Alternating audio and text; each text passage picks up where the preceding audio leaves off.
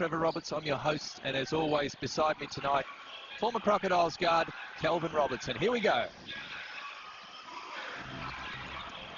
New Zealand will get first possession through Tom Abercrombie. And this man, Karen, my name's forgotten. He's got away from me already. There he is, Karen Johnson. As I think Kelvin has probably been building his way into better and better performances with this club. Yeah, he has been. He's been finding his niche within the team, and he's second in the league in average assists, and also is up in that category in steals. So he's doing those effort things for New Zealand, which is what set it for him last year. And that's the effort things you're talking about there, with Josh Pace picking up the loose ball and coming up with two as the Crocs get first blood. Abercrombie. This is Corletto. Plenty of shooting prowess between those two players from the perimeter. Johnson looks to go inside, and it comes off the foot of one of the Crocodiles players first. And it'll be a reset of the shot clock to 14 seconds in the front court, so there's plenty of time for the Breakers to execute their offense. Corletto coming off the screen, looking for the ball on the perimeter. It's not there. Johnson gets it back from Pledger. Pledger looking for an entry pass, wants to go some one-on-one with Conklin. Some good helping defense there from Russell Hinder, but Pledger positioned well around Conklin. Great strong move by Pledger. We see the defense pick up here in New Zealand, full court, try and slow that up-tempo game the Crocodiles like to play. But that's a good early sign by Pledger. It's good to get your big guy involved in the game early to get his confidence up and to hopefully provide those good positions in the hoop for a post play. Well, I think it's a big guy. You don't want to see 3 or 4 big shots going over your head. You want to get your hands on the ball. Brian Conklin likes to get his hands on the ball, and a foul has been committed on the play.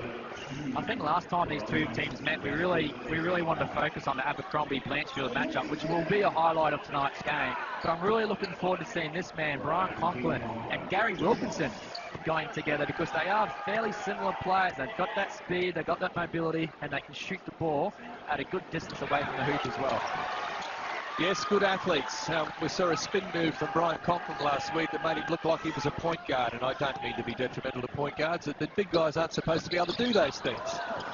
Comes up with a miss on the second as Mika Bacona grabs one of what will be many rebounds for the night. Abercrombie looks at a gap, and good aggressive play from Abercrombie. Recognised there was an opportunity to get to the rack, and the Crocs are forced to foul.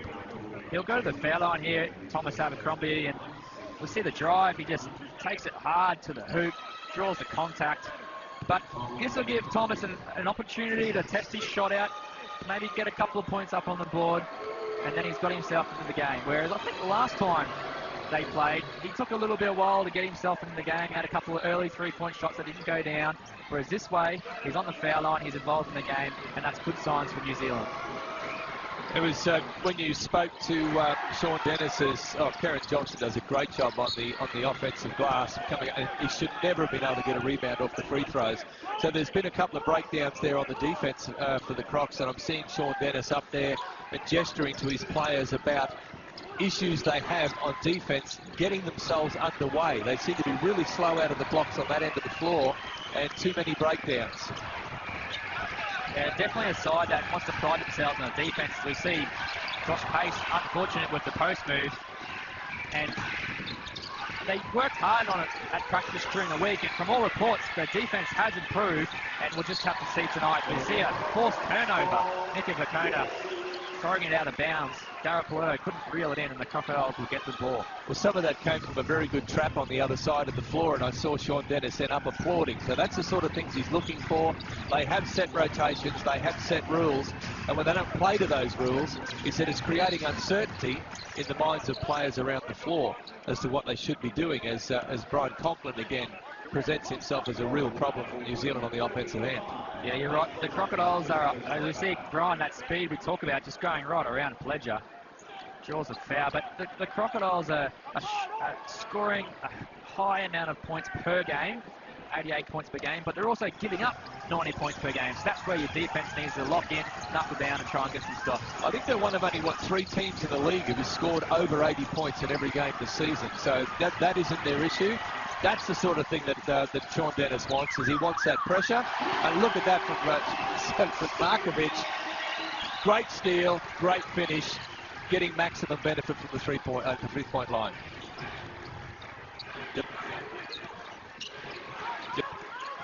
Corletto looking for his options.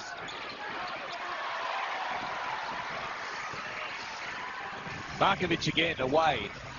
Everybody's looked off. Oh, he was really disappointed that he's come up with a miss there and backed it up with a foul. You see him just bang his head with the ball saying, wow, I let that one get away. I think he was a little bit surprised he was wide open under the hoop because he was looking for the shooter at the three-point line and saw that everyone had leaked out and decided to have a go, but just didn't give it enough. Fell short on the shot. Right, 6 points to 3. Townsville with the early lead. And this is the first quarter of tonight's clash. The 3-time defending champions, the New Zealand Breakers, are looking to build on that win last week over Wollongong. And the Crocs, on the other hand, have had a couple of very narrow losses in recent weeks. And they too really need to try and pick up a win to kick off what they would hope be a winning run for a while. Conklin backs it up. But too strong as Pledger grabs the rebound. Johnson looking to find his way through traffic, gets a bump from Markovic. Didn't seem to be a whole lot in that, but the referees have decided it was enough. Markovic will take a seat here, get subbed out by Mitch Norton, who played a fantastic game last week against Sydney. But Karen Johnson, this is exactly what he did in the last game when New Zealand were here, is just take it to the hoop. He also has himself to the foul line and an opportunity to knock down 2. Well, it's 2 fouls for Markovic already, so consequently the quick trip to the bench to be sure that that doesn't turn into 3. And Mitch Norton's on the floor. Mitch Norton had a sensational fourth quarter last week against Sydney, dragged his team back into the game, and unfortunately they came up that 2 points short. Yeah, I think we cast our minds back to last week's game against Sydney. Charles Camus for Sydney was just fantastic. And he went on that weekend to average 30 points in the 2 games. So he's definitely one of the imports to watch in the league. All right, Josh Pace at the top of the paint. Conklin.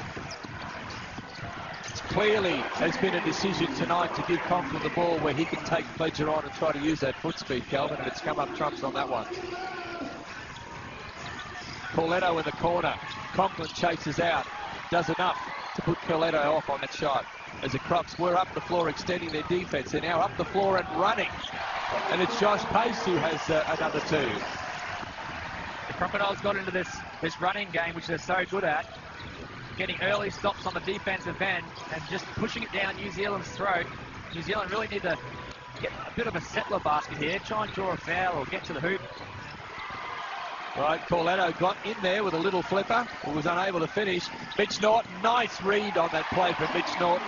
He had Pledger to challenge him at the rack. That was a good choice, and all of a sudden the Crocs are out to 12 points to 4.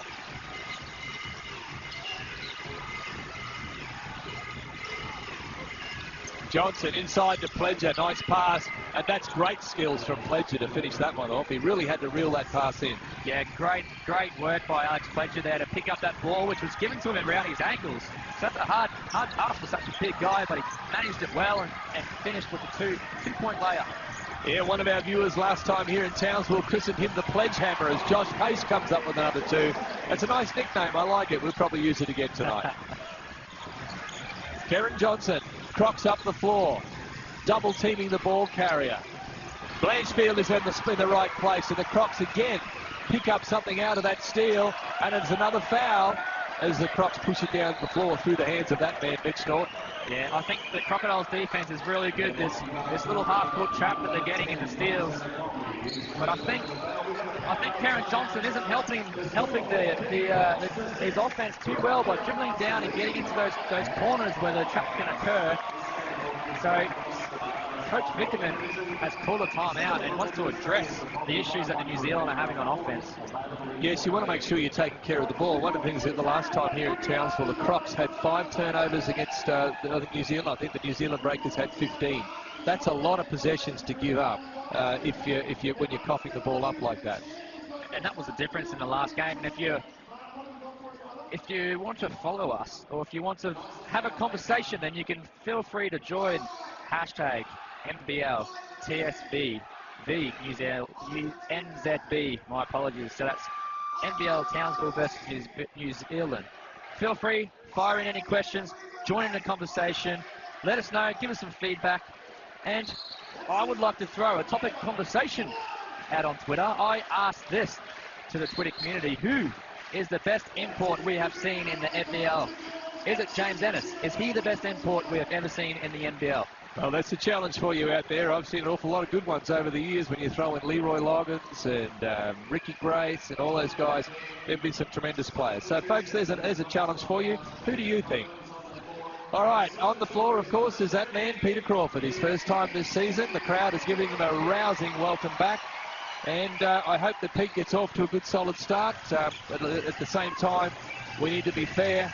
He's been out for a while. It's time that you're going to work your way back gradually. We also see CJ Bruton has subbed on for the New Zealand Breakers as Conklin goes straight at Wilkinson. Draws a foul.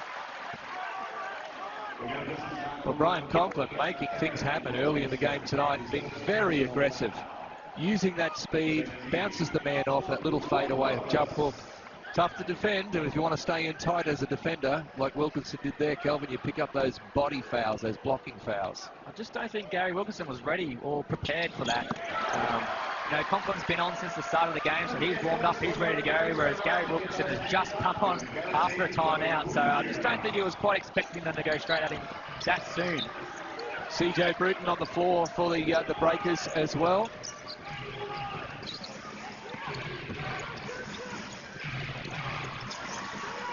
CJ Bruton knocks down two, a steadier for the Breakers, and we've already had one listener who has suggested that Cedric Jackson, Jamie it was, Jamie, I'd have to agree with you as Brian Conklin picks up the charge foul. That's a smart play by Gary Wilkinson. Sean Dennis is not real happy, he thinks it was a flop, but if you're Gary Wilkinson, you get set, you take the contact and make the referees make a decision. Yeah, that was a smart play by Gary Wilkinson. That was the same move that Conklin did the last play down, so he's decided to hold his ground, try and draw the... If he didn't draw the charge, then he probably would have given up 2 points, but took the gamble and it paid off. Yep, and getting back to Jamie's call, Cedric Jackson, mate, I agree with you entirely. He was just brilliant last year. Yeah, Cedric Jackson was fantastic on all levels, points, assists, steals. He was influential on New Zealand's titles, and definitely one of the better imports we've seen in the league. But please send in, who do you think is the best import that has ever played in the NBL? Josh Pace on screen there. It's certainly making his mark as an import this season, but a foul has been committed on the last play. And Mika Vukona is going to step up to the line. Dean Vickerman with some issues at the moment, just trying to get his team to settle. Calling some instructions from the sideline, calls over Karen Johnson. And it's Vukona lining up the 2 free throws. If we look at the defensive aggressiveness of this New Zealand team, last year they forced 15 turnovers per game. So far this year they've only forced 8 turnovers per game for the opposition, that is. When they beat Wollongong in Wollongong, they forced the Hawks to 17 turnovers. So obviously the signs there is that New Zealand get up, play some good defense, force Townsville on turnovers, but most likely going to win the game. All right, well there they are. They're up the floor, full on. How will the Crocs handle it? Well, initially there was some pressure on the inbounds, but New Zealand retreated fairly quickly, so Mitch Norton was not challenged coming up the floor. Jacob Holmes is out there now for the Crocs, setting that on ball for Mitch Norton. He takes it at the basket, and again, using his foot speed, the point guard up against the big man in Vukona. Straight away, Vukona had troubles trying to move laterally quick enough to match Norton. Yeah, Mitch just gets contact with that hip area there and puts the offensive player in a disadvantage, so the referee has called a foul. But it's important for a team to have a backup point guard that can come in, just provide impact, provide energy, not required to score 15 to 20 points per game. And I think that's where Perth is successful as well. They've got Yu who comes in and provides a good, solid backup point guard rotation for them. All right, at the line now, Mitch Norton. Chance to convert. He has moved, I think he is now the leading free throw shooter, or is number one in that top 10 category. He does lead the lead free throw percentage at 92%. Still 92. He'd be a little better now because he made both. 92.1. I don't know if my maths works or not. Crocs up the floor again, looking to apply pressure. This man, Bruton, has been in that position many times before. This is Webster on the floor now. Corey Webster has come in during that last exchange. Norton does well to contain him. Abercrombie goes to the rack, challenged by Greg Vanderjack, and a beautiful finish there from Tom Abercrombie. Abercrombie just elevates so high, even the 7-footer Greg Vanderjack can't get to it, and it's an easy finish by Abercrombie. Well, we're getting some votes in, Kelvin. We're still hearing Cedric Jackson from our viewers. I'm not surprised. Peter Crawford, nice move to the basket. Would have been nice if he'd been able to finish. Would have given him a bit of a boost, but nothing wrong with the play that was made. Abercrombie flying in from the weak side there, just tips it back in for New Zealand. That margin is narrowing back down. You knew the Breakers were not going to go away. The momentum swing has happened. New Zealand have got the momentum at this stage in the game. Playing some good defense and running out of it. Ball flies wide to Blanchfield with Vanderjack in there contesting. There's Vanderjack again hustling in the corner and trying to come up with that possession play for his team. Didn't get it that time around, but the first time his deflection did. So the Crocs, though, Kelvin, not converting, not getting a very good option out of that play. No, they're not. Like Mitch Norton was wide open. They really need to get something going at the hoop. An easy two at a high percentage, or a foul and gets to the foul line. As CJ Green just shuffles that pivot foot and is called for travel. CJ says, I'm 38 now, ref, I don't move that quick. Yes, you do, CJ. He still has it, CJ, and he just provides that steady hand and level head that you need in the crucial situations, and will come up with a big shot. Well, he's got points beside his name already tonight, and it was that first basket he made that kind of settled New Zealand, got him back into some rhythm. Crocs now, Vanderjack at the three-point line. He likes the look of it. A little bit short.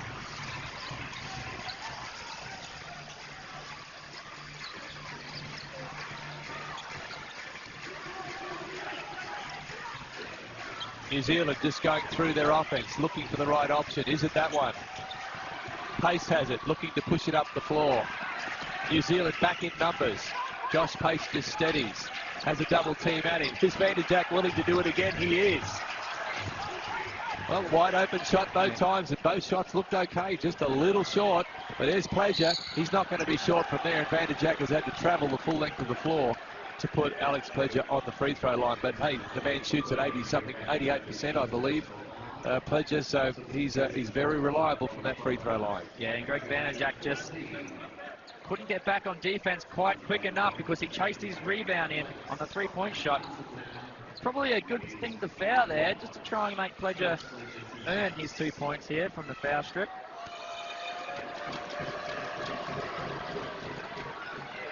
Knocks down the first one with no effort, but the topic of conversation is who is the best import the NBL has ever seen?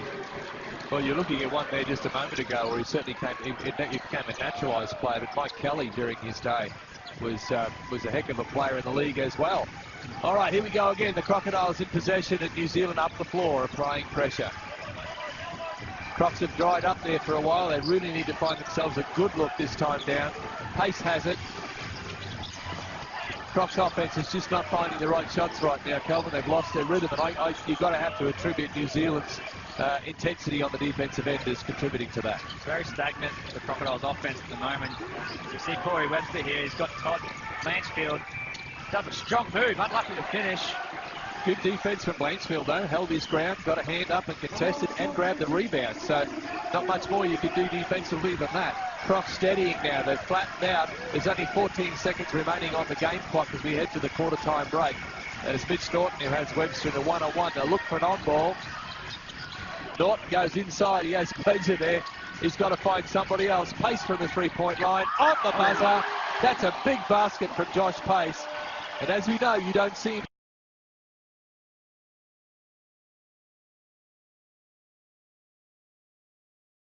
One set,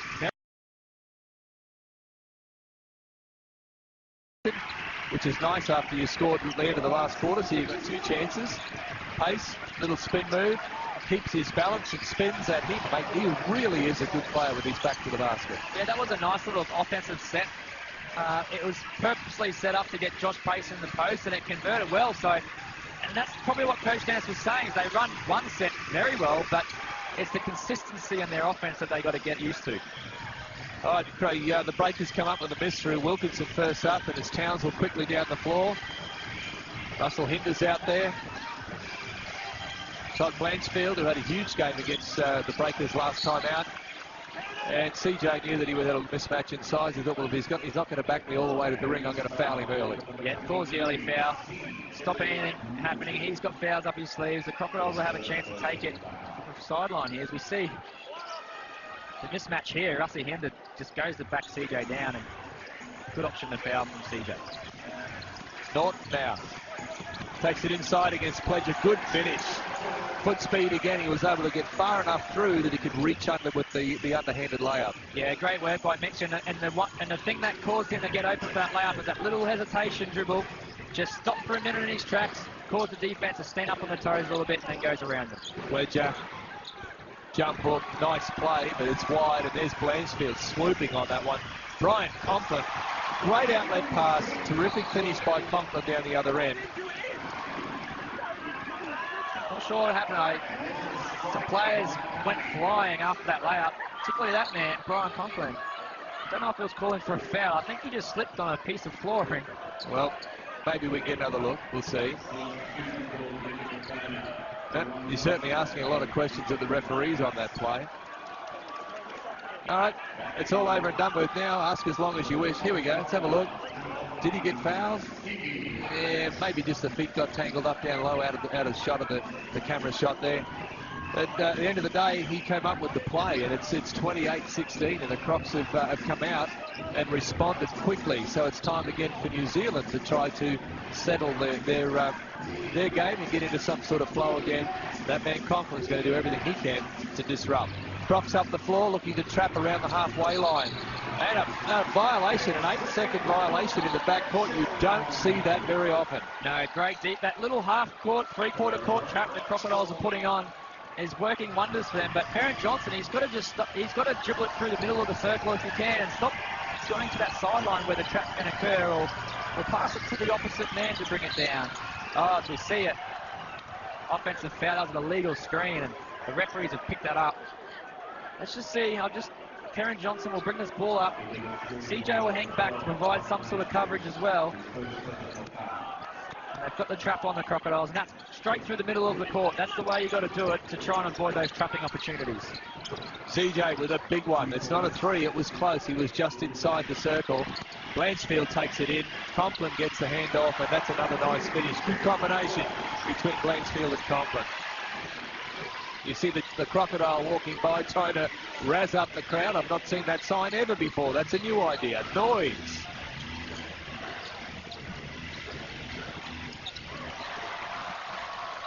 Here come the Crocs again. Off and running. Down court, Conklin finishes again. And we've got one of our viewers, Corey Hyde, has come in and said if the Breakers don't sort out their transition defense, Calvin, they're not going to get this one. And right on the money, the coach calls a timeout. Yeah, you can bet your money that Dean Vickman is going to be talking exactly about their defensive transition, because that is what's letting the New Zealand Breakers down at the moment. Josh Pace has 11 points. Conklin has 14 points for the Townsville Crocodiles thus far, and most of those have been just outside the keyway, in the keyway, high percentage shots. Well, it's been a 10-2 run by the Crocodiles starting this quarter, so you could not have asked for more if you're the Crocs coach, Sean Dennis. Coach Dennis, I'm not quite sure what he will be saying in this time out. He'll just be saying, boys, stick with it, stick to what works. And usually as a coach, you tend to tell your players not to take that early shot. You know, if you get a fast break and nothing looks like it's really, really on, pull it back out, set something up. But obviously he's giving his team the green light. If you've got half a shot open on a fast break, take it. Well, let's go with the flow. And right now you've got the flow. You keep going until something dries up. And as said Calvin, when you're cracking them, you're breaking them down, and you're causing the turnovers, and you're getting those cheap opportunities, you just have to keep going. Absolutely, and I think that's the key to why the Crocodiles got this lead at the moment. They've just got their momentum in the full court. They're running the ball. They're not dribbling it up the court. They're making good passes down the sidelines, and they're finding the open man who is just shooting a high percentage shot, either close to the keyway or inside the keyway. All right, the Crocs right up the floor once again, applying pressure, this time to CJ Brute, who works his way into the midcourt, as you said. Well, the foul has been called on Russell Hinder. There was a fair bit of contact there. Rusty's saying I didn't do it, but that's like the cat burglar that just got caught coming out the door with the jewellery in his hands. Yeah, it's a bit of contact there by Rusty Hinder. And as he just steps over CJ and calls the fall. The referees have to call the foul there. New Zealand will get a chance here. They really need to score a bucket.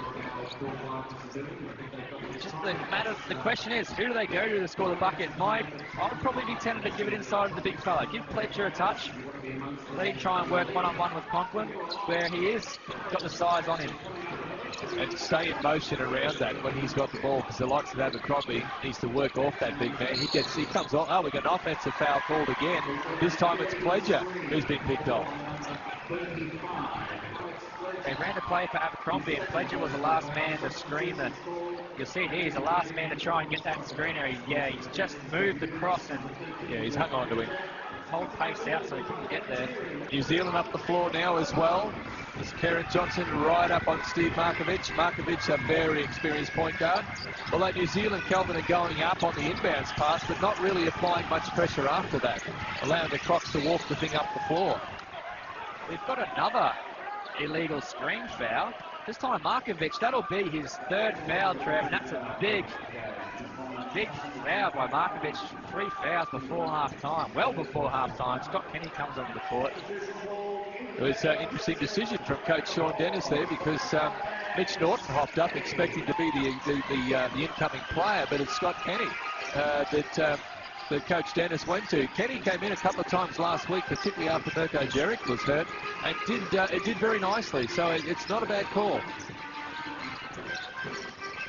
Makona goes inside against Vanderjack. Vanderjack buried him on the baseline. Corletto, we haven't seen him for a while. Big man Greg Vanderjack rebounding over the top of Makona. That's no mean feat. Crocs have it again in the front court. Blanchfield wants to be aggressive, gets around his man. The basket doesn't go down, but I think there's 2 shots coming. There is. The foul was on Daryl Corletto. That's just his first. So Sam is actually here tonight in the building. He's come up to visit old mate Mike Kelly. So in fact, we have 3 of the 2001 grand final team here in town. Mike was one of those teams.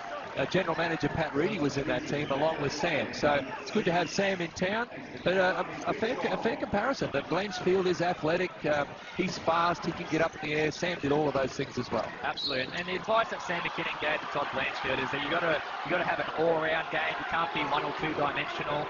And in that, I mean, you can't be just a 3-point shooter or a driver. You got to improve your defense. You got to be an all-rounder to go to that next level.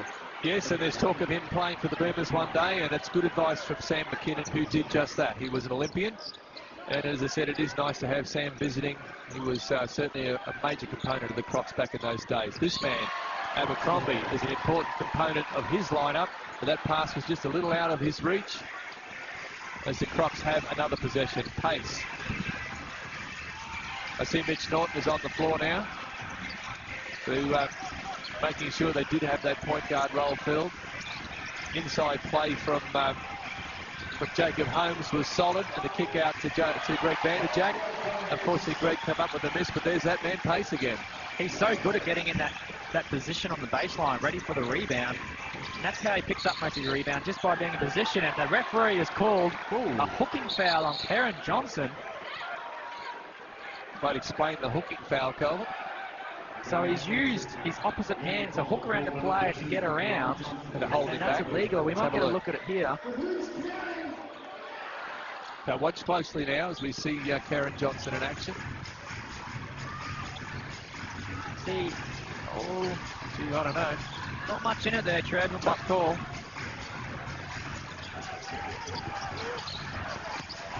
Vanderjack once more. Greg has been in the right place at the right time ever since he walked on the floor. He just can't get one to go at the moment. He's just a bit tentative, Greg Vanderjack. He's got to go to the rim with that and try and dunk it over somebody instead of trying to be a little bit tentative and throw the floater. In the end, it was Jacob Holmes who has grabbed the rebound. Let's take a look at this. It's a nice, soft little shot. Where's Holmes in all that traffic? Vanderjack was in there again. All right, so Holmes has actually fouled off the ball.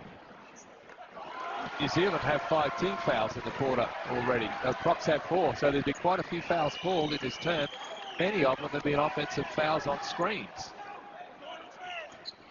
And that'll definitely come into play towards the back end of the second quarter, where you don't want a foul player that's away from the hoop and give them a chance to go to the foul line and keep the score flipping over. You want to try to contain your fouls now that you're in the bonus. Double team coming quickly on Corletto. The Crocs need to scramble back. Karen Johnson goes inside, forced to kick it out. Good ball movement, good rotations from the Crocs. And in the end, Calvin, the Crocs' rotation and scrambling on defence forced New Zealand into a poor shot. Fantastic rotations on defence. It was not the first. It was the first rotation was there, but also the second and the third rotations, which worked so well and caused Abercrombie to force up a tough layup. Blanchfield from three-point land. He's short. Corletto has it. Just an interesting point, Trevor. We haven't had PC come back onto the court yet, so I'm not quite sure if he's pulled up sore after that little stint that he had. As we see, Darryl Corletto knocks down a three-pointer. Gives New Zealand a well-earned three-pointer. They definitely needed that DC answers. All right, it's a line that I expected to hear somewhere tonight, but Mick Tan is joined in as we watch another great play from Mitch Norton coming up with the miss. He said, don't like the camouflage uniforms, the players are too hard to see. Yeah, it had to come in there somewhere, I like it. Bacona goes back out to Karen Johnson. Well, last year's uniform was full camouflage. There wasn't any grey on it at all, and that was difficult. Greg Vanderjack has another foul on this one. That is his second. The basket was waved away, but as I said, Crocs are also in team foul problems this quarter. So as shots to come for New Zealand, as Greg sits down, so too does Scott Kenny. You just mentioned Peter Crawford. Peter Crawford's back in the game. And we talked about the camouflage uniforms, and the whole idea behind that is the Anzac Remembrance match, where they specifically marked this on the calendar so that we were playing New Zealand to remembrance. And in Townsville here, we had the Laverack Barracks, which is one of the largest ones in Australia, named after the Lieutenant General Sir John Laverack. And he was an army officer during both World Wars and the Governor of Queensland from 1946 to 1957. All right, named after someone who was very special, made a major contribution to his country. Bacona at the free throw line, knocks that one down, 38-23. If you'd said to me the Crocs could be up by this much at this point in the game, I would have said you're kidding me. But they have done what they need to do. They've applied the pressure. They've delivered on the offensive end. And at times, Calvin, while the defense hasn't always been what Sean Dennis would like, I think there's a lot to like about what they're getting done. Yeah, I think New Zealand are particularly getting burnt on their defense around that mid field goal range inside the key. They might even try to switch it up and play a little bit of zone just to cover those areas, but obviously they're going to give away the three-point lines. We see another offensive foul on the screen called. I think it was on Brian Conklin. Yeah, call for reaching back with his hands, kind of like hooking, then holding the man on his back. What's Conklin got now for fouls? He's got 2. So let's have a look at this. See Conklin drop back into the paint, turns and seals on Bacona. Oh boy, I tell you what, that is a tough call. DC. Anyway, the New Zealand Breakers don't mind. It got Darryl Corletto down the other end, and he's knocked down a great triple.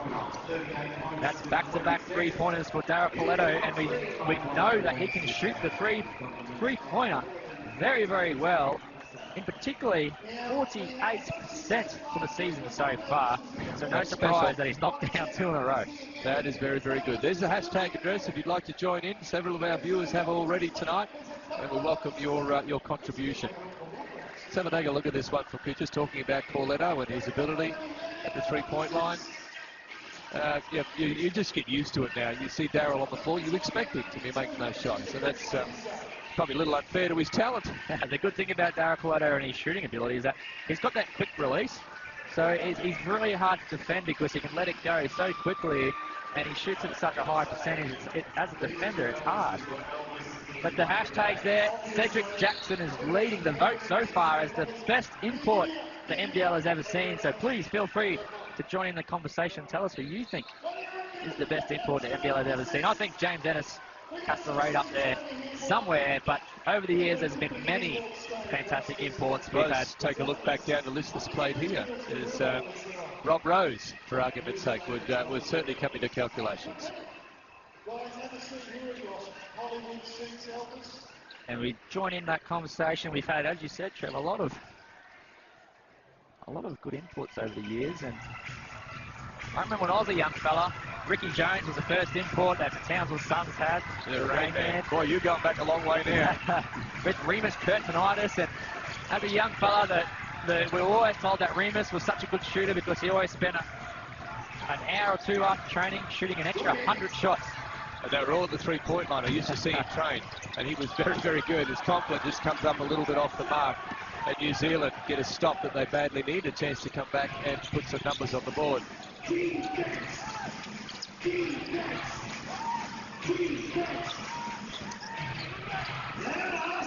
There's New Zealand now as Norton goes to the floor. Wilkinson goes inside. Nice finish from the big man, showing some athleticism as well. And Matt, you talked about Ricky the Rain Man. Ricky could shoot or he'd score, but defense was a dirty word.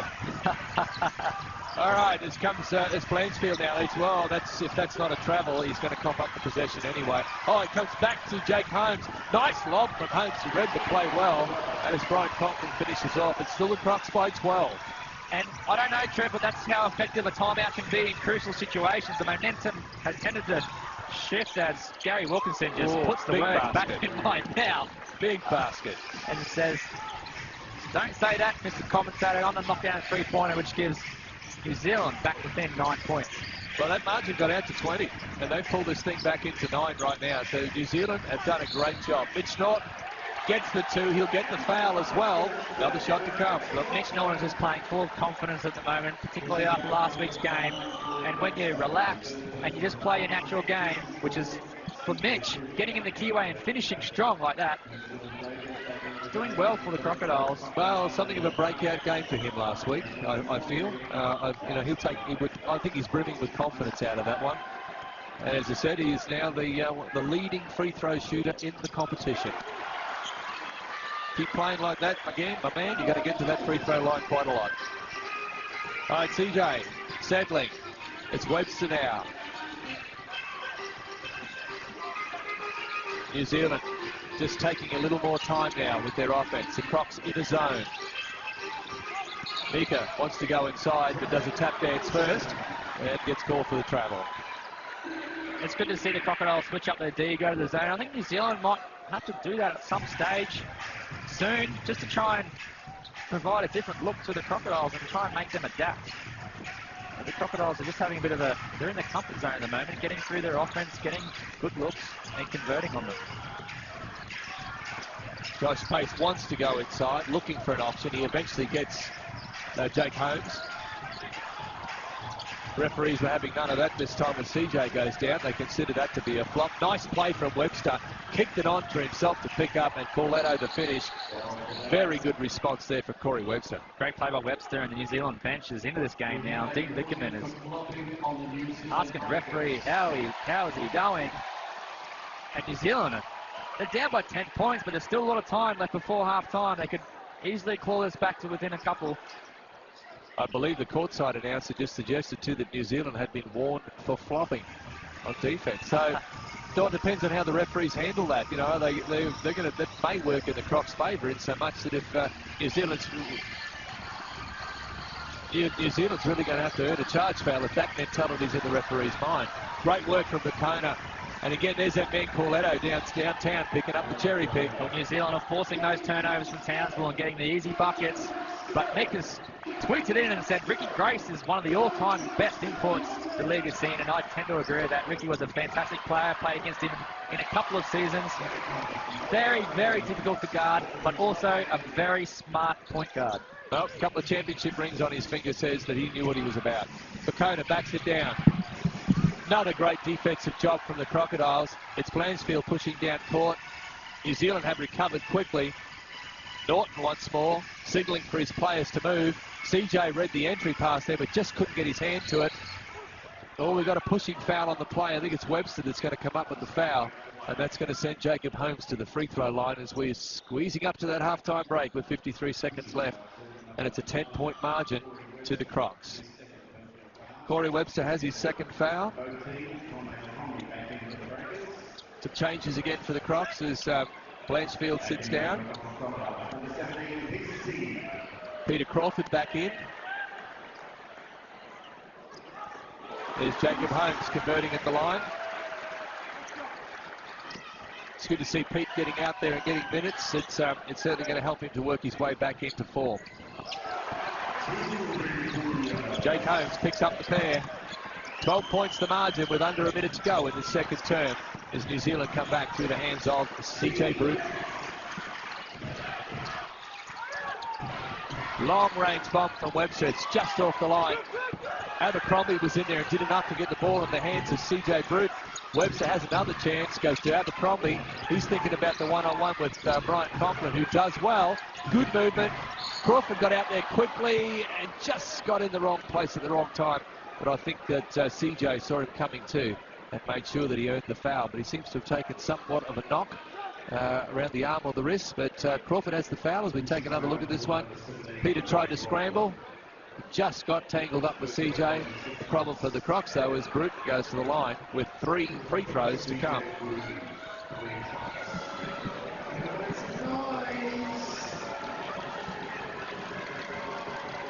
CJ's got all the armbands and all the equipment back in place. With 3 shots on the offer. First one goes down, sweet as you like. John Dennis just discussing things with Mike Kelly, gesturing, very animated. Sean there about what he wants, how he thinks things to be done. There'll be a lot said in the change room at halftime, I'm sure. His team's up, as CJ misses the second. But when you had a 20-point lead, you'd really like to take some more of that to the change room at the break. That man there, Dean Vickerman, would be a little happier that his team is now back in closer touch.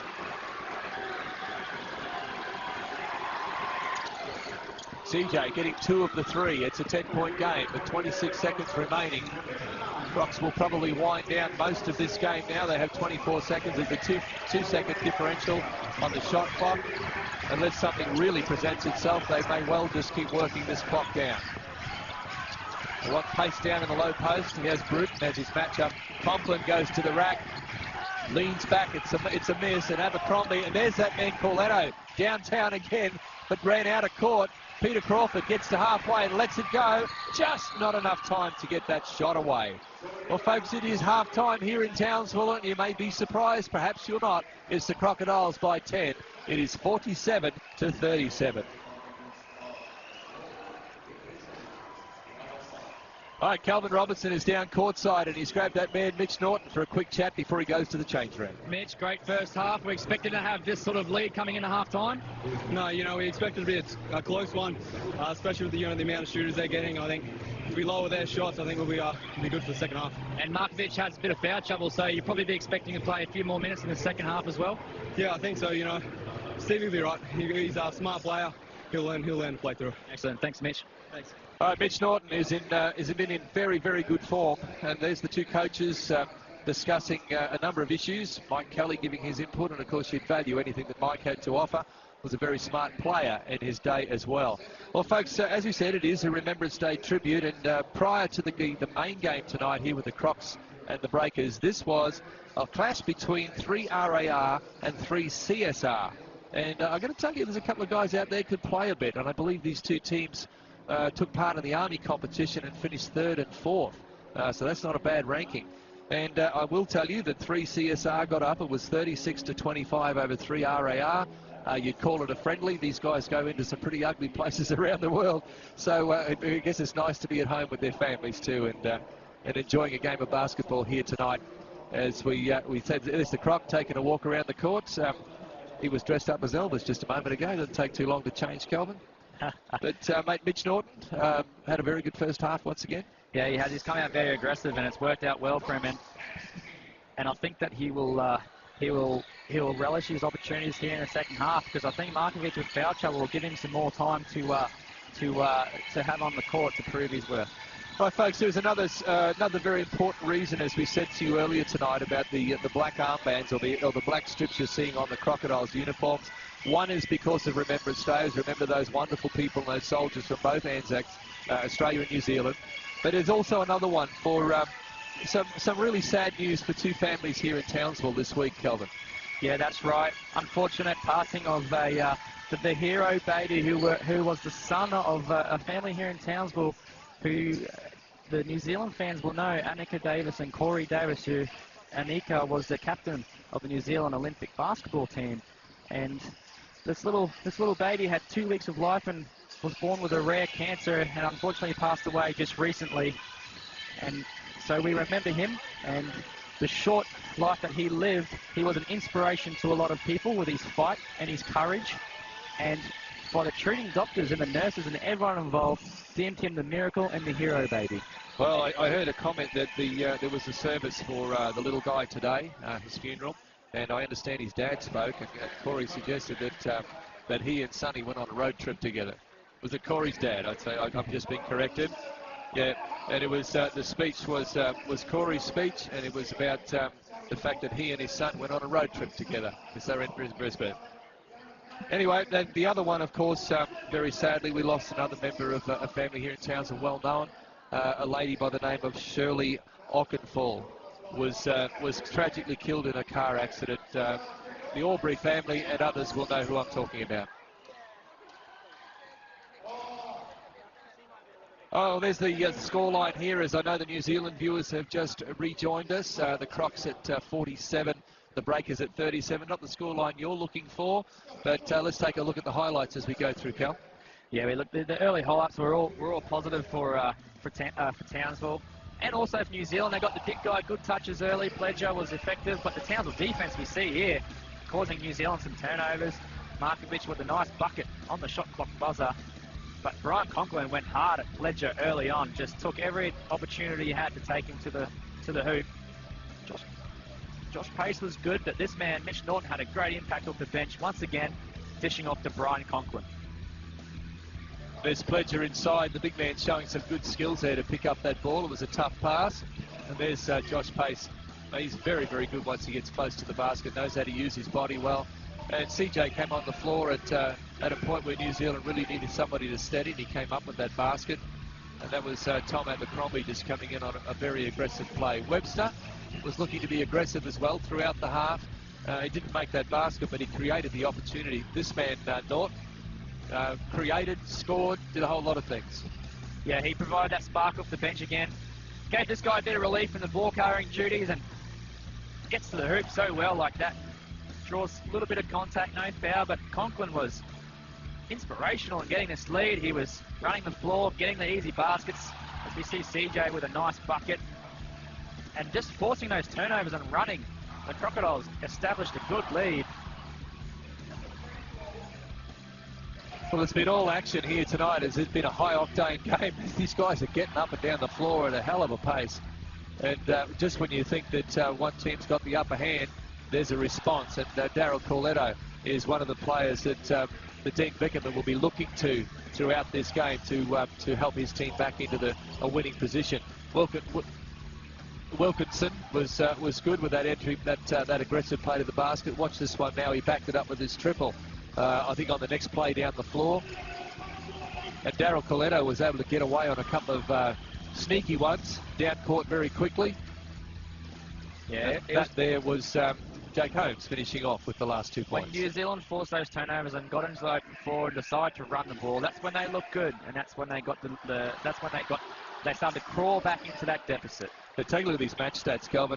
That shooting percentage for the Crocs is exceptional. New Zealand is still good. They are very good numbers. Yeah, you look at 52% field goal percentage for Townsville is an extraordinary high percentage. And with New Zealand, they're shooting good percentage too. 44% is a good percentage from the field, which most times gets you a lead at half-time. But it's just the fact that Townsville is shooting better at this point in time. Free throws and three-pointers are relatively even. Offensive rebounds and defensive rebounds are even. Assists even. Steals 5-0 on Townsville's favour. But turnovers are hurting New Zealand, where they lead that category by 5 extra turnovers compared to Townsville. Well, and because Townsville only had the 1 turnover at the end of the first quarter, so New Zealand had themselves forced the Crocs into some problems in that term as well. So that'll be, I'm sure that'll be a subject of discussion. There's Sam McKinnon. As we said, Sam is here tonight, and it's nice to have him back in Townsville at the Swamp. He was a real crowd favourite when he played here, mate. I tell you what, Kelvin, as someone who got the pleasure of calling games that Sam played in, he gave you highlights. He was just a pure athlete. Definitely good to have Slam and Sam McKinnon back at the Swamp. And I was talking to him pre-game, and he does have some fond memories of of when he played here, and they were very, very successful when he did. All right, there's the Crocodiles 47, the Breakers 37 as we look at the scoreline. Yeah, Sam was quite a very good player. Now, let's not forget, though, when we're talking about good players and people who've made a contribution to the league and particularly to this club, during the week, Russell Hinder announced that he was going to retire at the end of this season, and we were very fortunate that he took some time tonight to speak to Kelvin pre-game. Yeah, it was. A lot of thought went into it, and as you know, and so many of our friends know, it's you don't always get to make the call, do you? So I feel kind of privileged in that sense, as well as, you know, privileged just to have 13 years. But ever since you left, it hasn't been worth living, and I just can't bring myself to go around again without you, buddy. I appreciate the comments. So talk to us about life after basketball. What's the plans for Russell Hinder? Well, I wasn't as, I'm not as smart as you, so I didn't get a college degree or anything. So but I've had a massive interest in the police force for a few years now, and I'm going to head down that path, it looks like, and I've already started sort of the paperwork and the long process of joining the academy. It's long and you know, you don't want the wrong people in the police force, so they make sure that you're the right people, and if I'm lucky enough, I'll be heading down that path. You've still got the rest of the season, obviously, to play this season, so it must be a bit of weight off the shoulders, and you can go out and play relaxed and you know, get some wins for the Townsville Crocodiles. Definitely the focus, mate.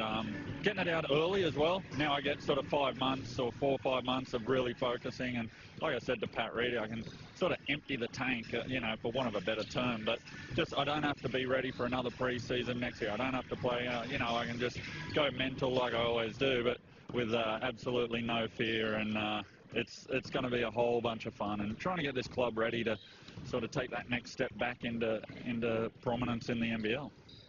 Played for West Sydney, Townsville, not to name a few others. Who's been your favourite club to play for? Townsville, easily because you were here. Love it. No, he's looking after you, Kelvin. I believe he circled the last 50 practices on the calendar so he can count them down. And right now, just get ready to curling him officer. Let's take a look at what's coming up in the coming days with the coverage here on NBL TV. There's a very good game coming up. Melbourne, they're in the mix this year. Wollongong Hawks, so keep that one. It's Sunday, live from Melbourne at 7:30 p.m. local time. That's a big one.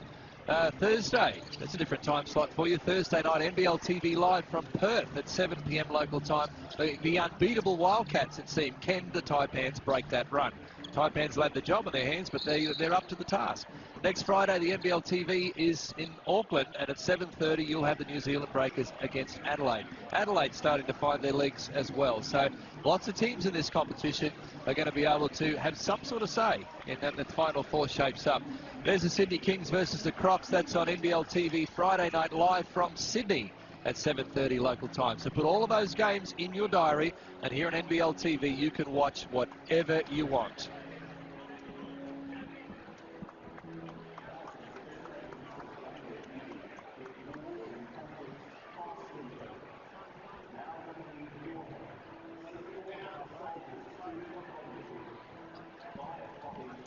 All right, welcoming back those New Zealand fans. It's Crocodiles 47 to the Breakers 37 is the scoreline. We're only seconds away now from the third quarter, I should say, the second half getting underway.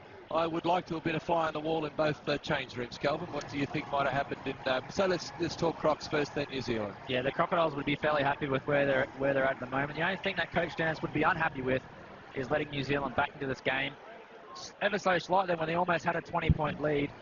Whereas conversely, in Dean Vickerman's locker room, there would have been some sparks flying. He wouldn't have been happy with probably the effort and the defensive intensity that the New Zealand Breakers have shown thus far.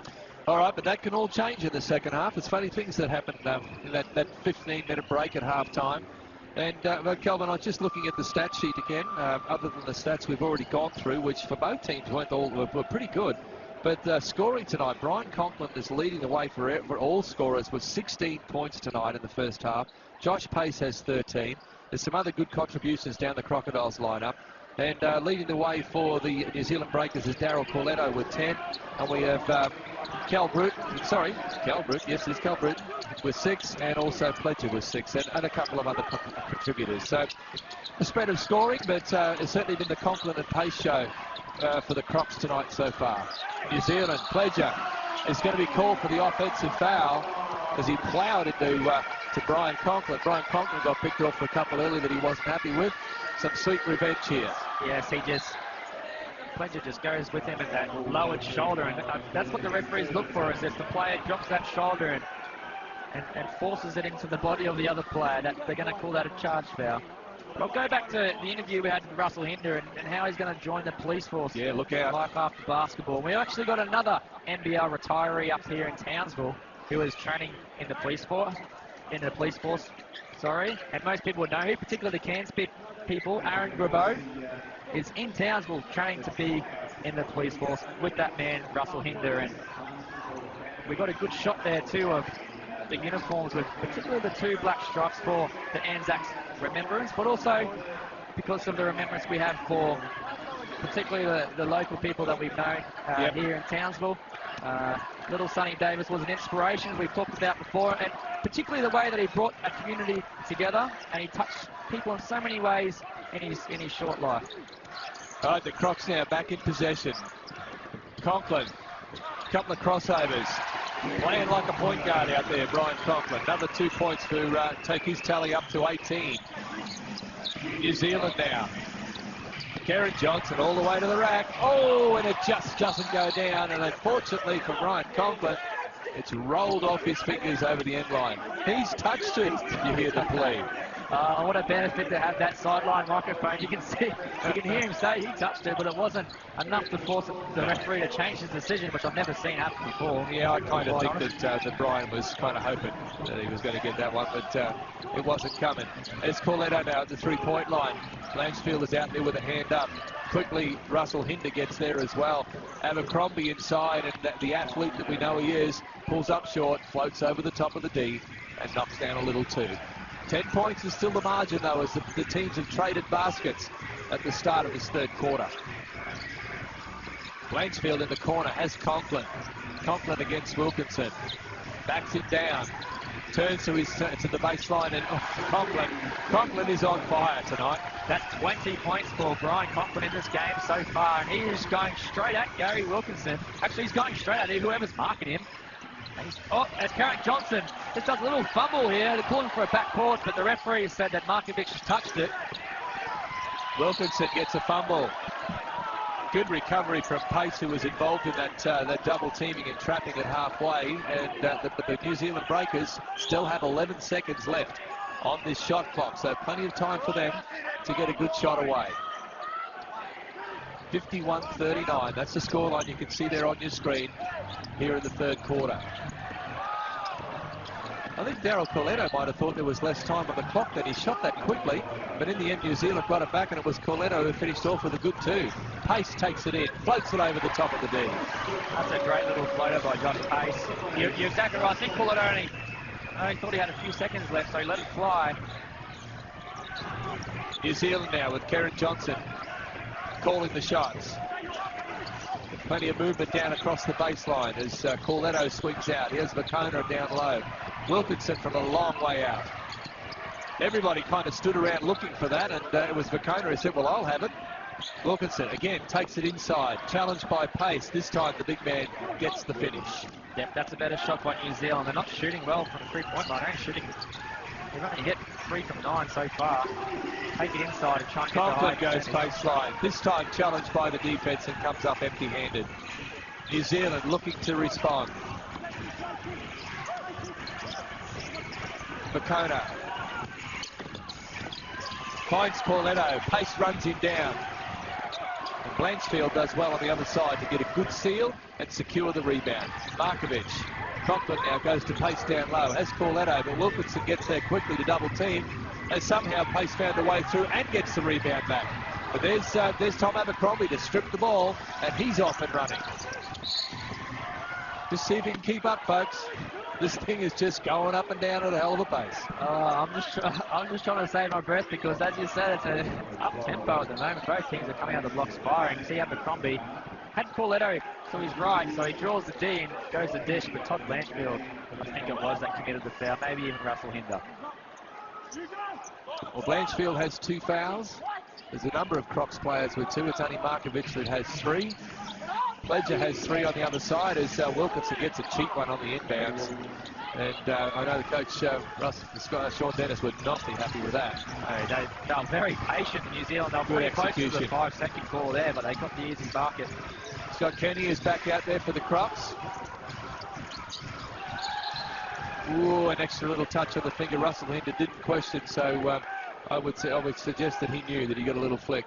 Sean Dennis patrolling the sideline. He's got that look in his eye. He's been really happy. He's been really unhappy. He's riding that roller coaster again tonight. Hinder is up close to Vacona. Vacona takes it in, challenged at the rack by Brian Conklin. Conklin again has it. He wants to go inside, but is it a turnover? Which way is it going to go? It goes in favour of the Crocs. There was a suggestion there that I think it might have been Vacona that knocked the ball over the end line. Stephen Vickerman wasn't happy with that call. He thought it went up the Townsville knee. He's asking his players to play better D, and they come up with a stop again. And Gary Wilkinson has been called for the foul. Just a little too much action in the middle of the back of Brian Conklin. We should get a reasonable good look at this. Well, you can just see him just pushing off from behind, which pushed Conklin in a position where he couldn't catch the pass. Changes coming for the Crocs. Mitch Norton comes back in for Markovic, and Russell Hinder sits down. And back on the floor is Jacob Holmes.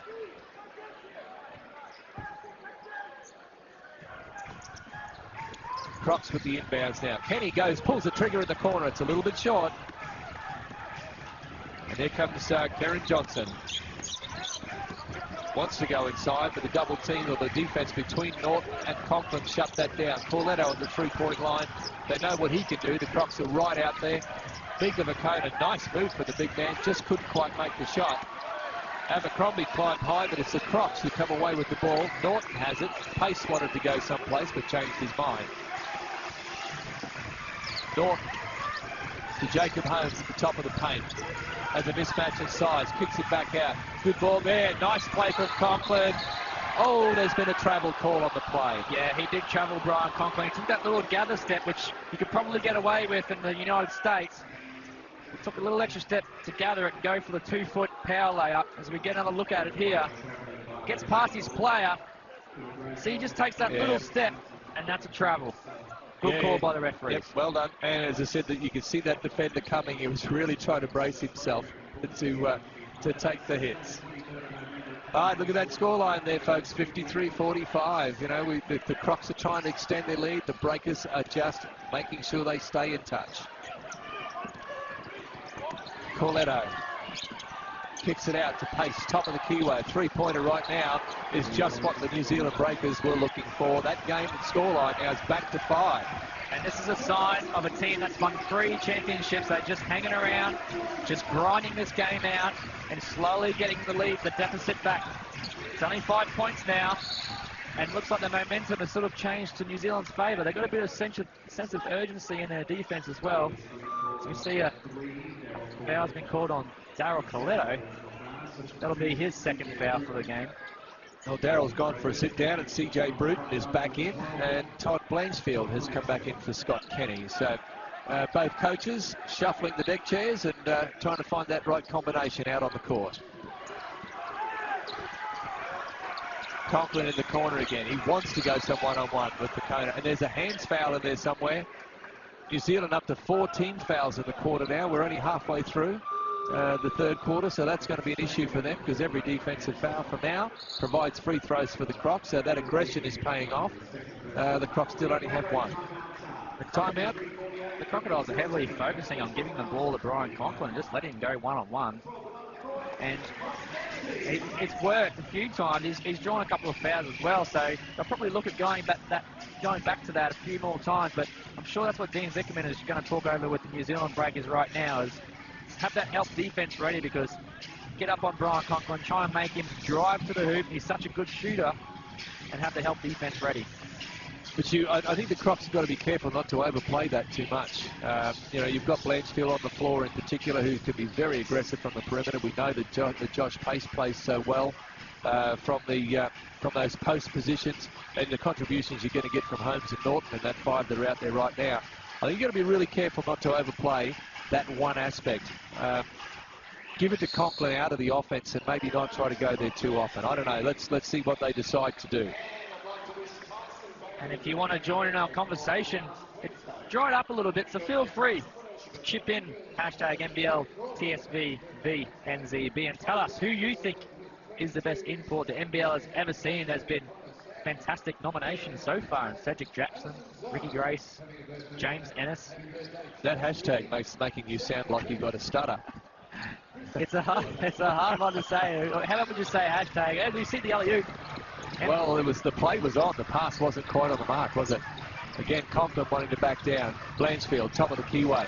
He wants to play some one-on-one with oh, he should have just shot that. And that's what he's thinking right now. I should have just shot that. Yep, I think Coach Dennis is there. You can tell what's going through his mind. It was the same thing. I'll just shoot the damn thing. Shoot it.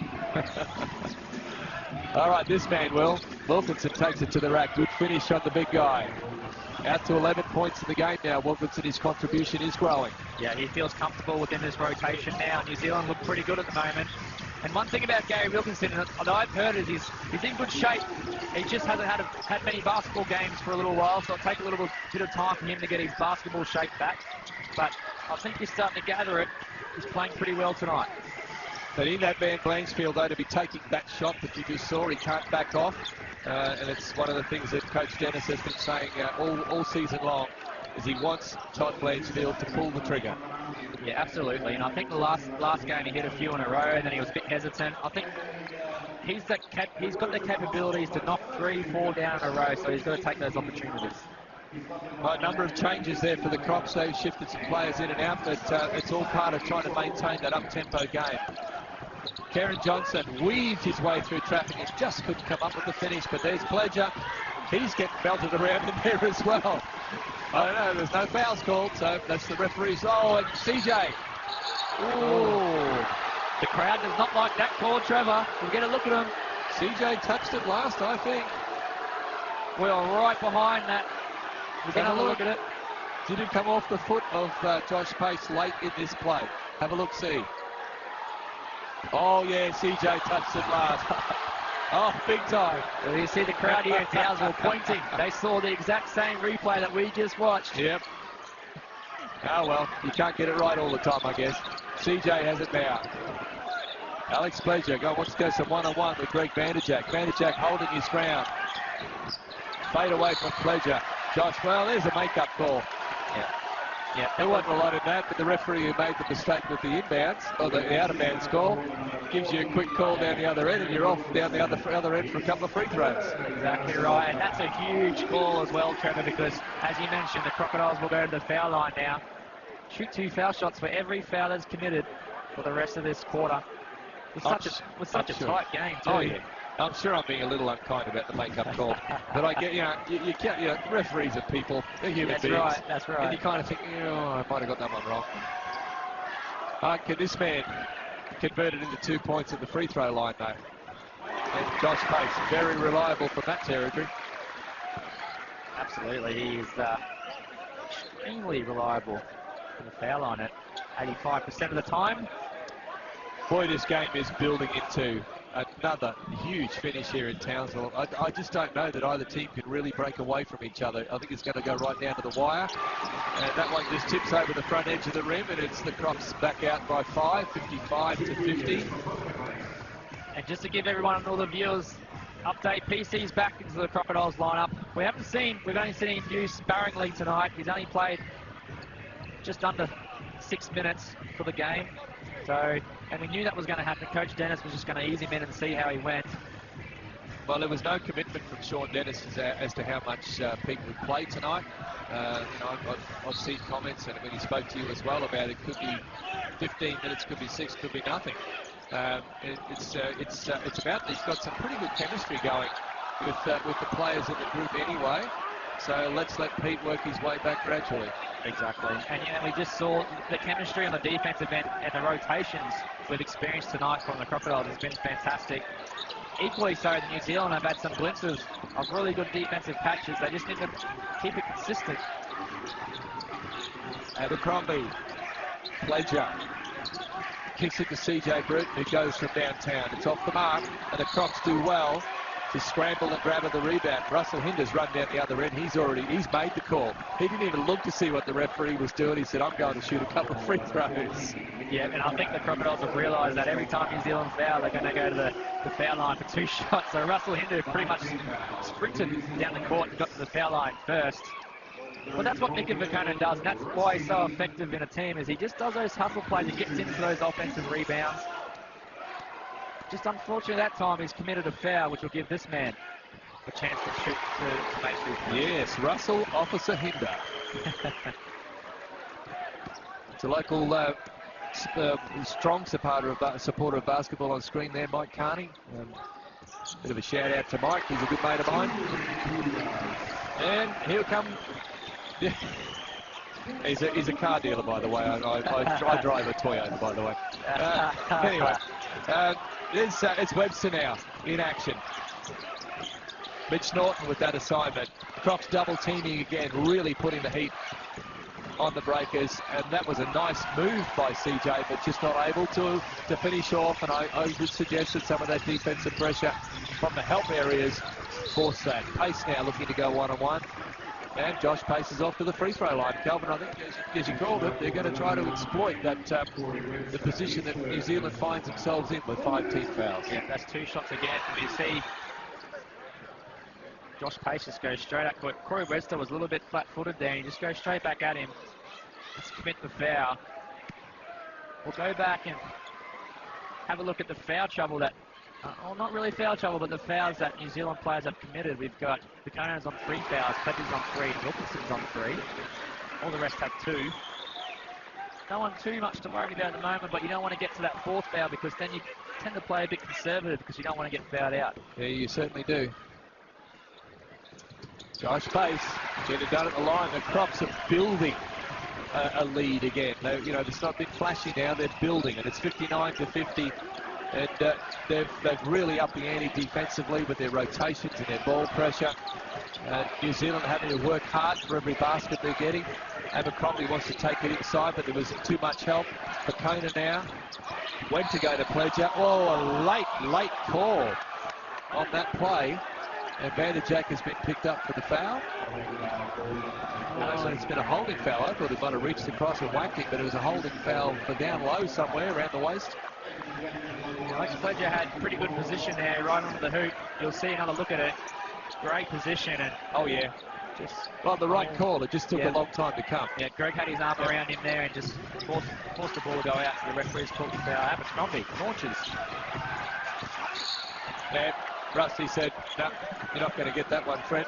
And it was good to see the byplay between the 2 guys. Yeah, I was bracing myself because it could have got out of hand if it wasn't handled correctly, but it was handled correctly, and they gave each other a nice high five and said, let's get on with this game. Yeah, professional foul. Pledger knew that he was not going to be allowed just to make such an easy basket underneath. Russell Hinder up to 3 fouls now, but that's not a serious concern for the Crocs just yet. And as we said before, this man knows what to do at the free throw line. Look, Alex Pledger's had a pretty good game so far. I'm impressed with his game. That takes his tally to 7 points. With that, he's got 3 rebounds. So I'm sure Dean Vickerman would want Alex to get some more rebounds. He hasn't got an offensive. Oh, that was his first offensive rebounds. Sorry. So he'd want him to get him back in there for some more offensive rebounds. All right, we got some feedback from Vanessa Vakonen. I suggest she's related to one of the players tonight. She's suggesting that the exact same fouls are only being called on one end of the floor. That's an opinion, Vanessa, and I'm sure you want to see your guys get a little bit more loving from the referees as Brian Conklin goes in and spins and makes 2. That spin move, he does it so well, doesn't he? We saw it full court last time. Oh, what a great effort from Vakonen, and definitely this time, Vanessa, the call has gone the way of the New Zealand Breakers. Great effort play by Vacona to dive on that loose ball, wrap it up. Russell Hinder commits a foul. We're getting another look at it here. The turnover, the deflection has caused Vacona. Fantastic effort. And Russell Hinder comes in. So when the player has got possession of the ball like Vacona did, and the player causes his legs to come out from underneath, and that's a foul. But in the first instance, no one really had possession of the ball. So when Mitch Norton went flying, that wasn't going to be a foul. Just players hustling for possession. Hinder sits down with 4 fouls now, so Coach Dennis will want to hang on to him as a backup. Nice play from Webster. Very nice touch. And the Breakers hanging in there. 61-54, minute 30 to go in this third quarter.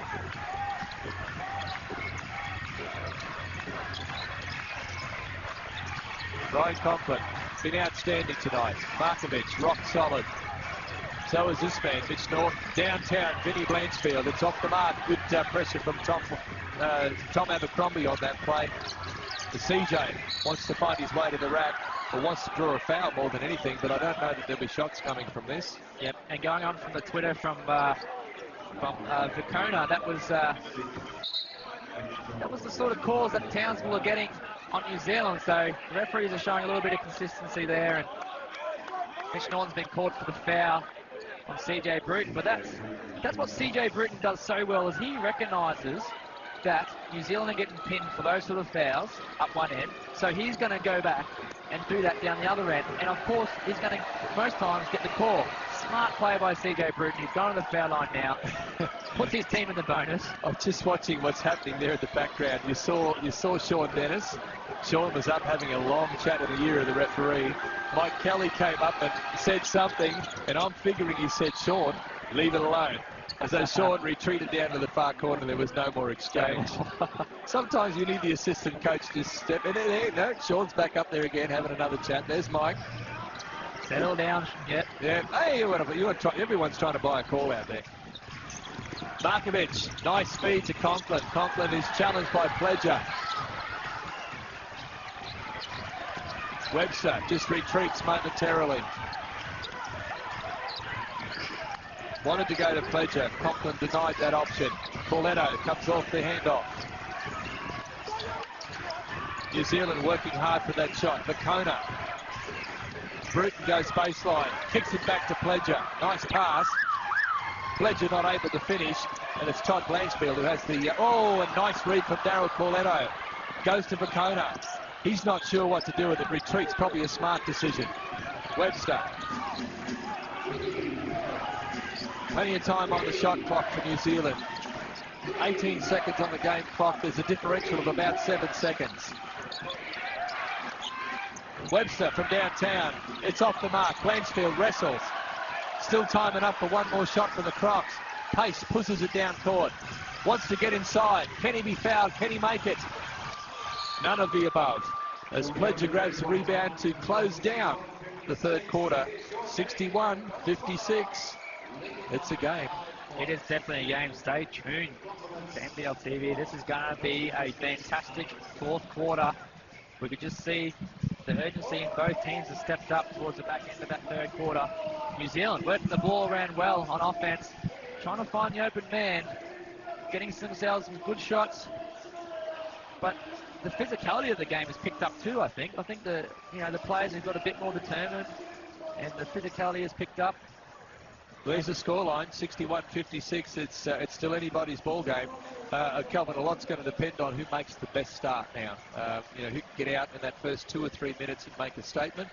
That doesn't mean it's going to definitely get you home, but if you can come out, if the Crocs can get the first couple of baskets, they're saying, well, you're going to have to catch us. If New Zealand get those first couple, all of a sudden the Crocodiles start to tighten up a little, and they find themselves in a up and down battle. Absolutely. And Dean Bickerman will say, guys, we've got to get this back to even, or even have the lead within the first 2 or 3 minutes. And it'll be interesting to see who he goes to. Does he go back to the big fella, Alex Pledger? Or does he go to Thomas Abercrombie? Who do the Crocodiles go to? Do they keep their up-tempo defense? Or do they stay within that zone and be a bit conservative? I guess that's both coaches are talking about that right now. All right, lots of things happening in those timeouts. We've still got plenty of action on Twitter tonight. Mitch Boone has put the point out there. He suggested is Alex Pledger in slow motion tonight. All right, let's watch Alex over the last quarter and see how that shapes up. I think sometimes when you're that big, it just takes a little bit longer to move the muscles around and move the legs. Oh, I think it's been a very physical. You just talked about physicality under the basket tonight, and there's a lot of pushing. Use of the body from both teams, and it can be more difficult to move quickly. But we'll watch to see what unfolds inside the paint as we get into the later stages of this game. And both teams back on a clean sheet now with 0 fouls each starting the quarter. I'm wondering, Kelvin, just how much 5 team fouls, if this game stays physical and the referees start to get involved as well, whether teams in team fouls could decide the outcome here. Yeah, fouls will play a big part in this fourth quarter. There are some players who are in foul trouble or getting close to foul trouble. As we run quickly through the statistics, for the Crocodiles, we have 19 points, Joshua Pace, 22 for Brian Conklin. For the Breakers, 12 points, Darryl Caletto is leading the Breakers. Gary Wilkinson has 11. Oh, big start for the Crocodiles here. Good execution on the play.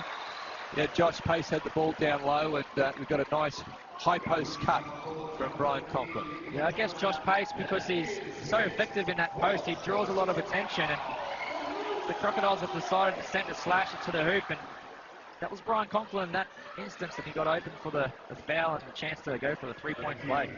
Of course, the other aspect of that play, the foul was on Nika Bacona, and that is his 4th personal. So that we have Hinder down one end on 4, we have Bacona down the other end on 4, 2 of the big guys who are important parts of their respective teams' rotations.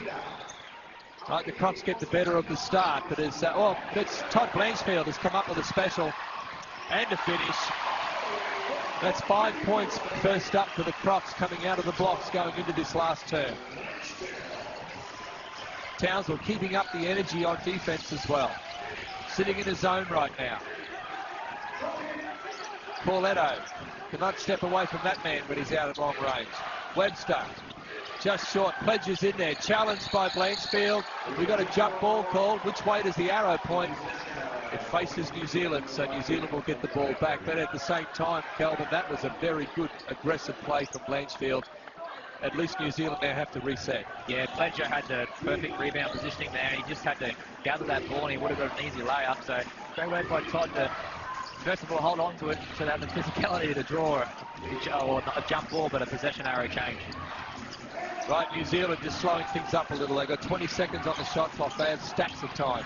Webster kicks it to Corletto. Corletto thought about the 3. Bruton thought about it. Webster is going inside. Got the good look, came up short. There's Pledger in there, but he was the only man in a white shirt in there chasing that rebound. Markovic goes downtown to Conklin. He's forced to kick it out.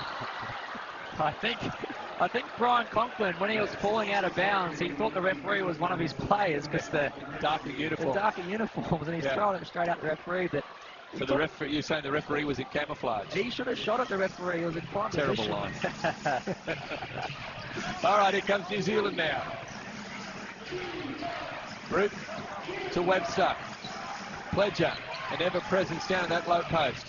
Bruton tries to find his way in. Was looking for the foul. Corletto, brilliant in the corner. That's a big, tough shot by Corletto. And I was just going to say when I saw Townsville in a zone that usually when you're in a zone, you give up those three-point shots and it's hard to cover out. But Townsville so far have done a good job of closing out long, getting in the shooter's face. But in that instance, Darryl Caletto had that quick release, able to get it off and knock it down.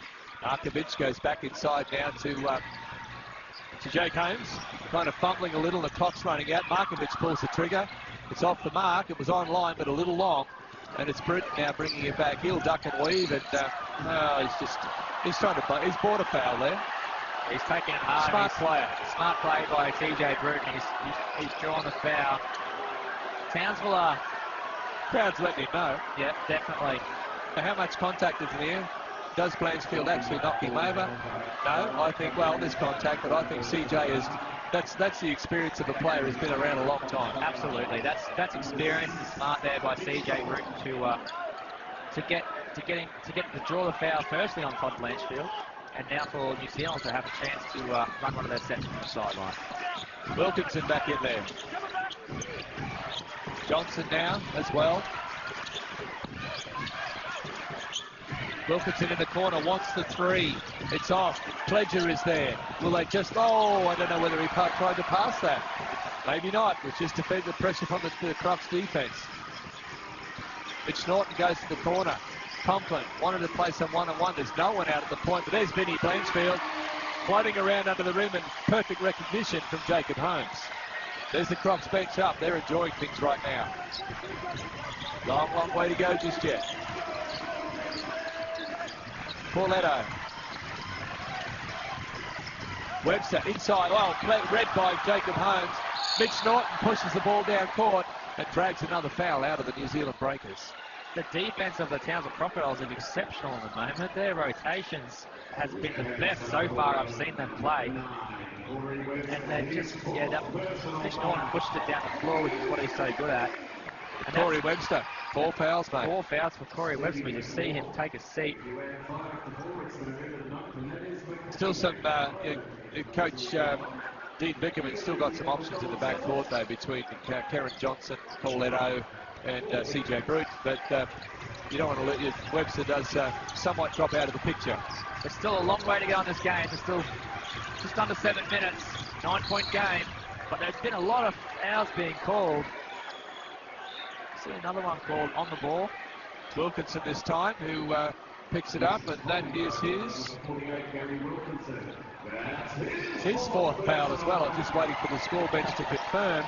That is 4 fouls now to Wilkinson as well. So New Zealand have Wilkinson, Mukona, Webster, all on 4 fouls. And 3 team fouls already compared to 1 for the Crocodiles. So that's going to be important. We've got another foul on the ball. Well, the Crocs have managed to milk 4 quick fouls out of the referees right now. And Vanessa Mukona at home is probably saying, well, how about down the other end? As we see, looking for some balance, I would suggest. Karen Johnson isn't happy with that call with Mitch Norton. They're having some... He's not happy, and the referee just has to have a little word to him and just let him know that just to calm down a little bit. But I don't think Mitch will take a backward step. I've seen him have a few chats in the course of the last season and a half that he's played with the Crocs.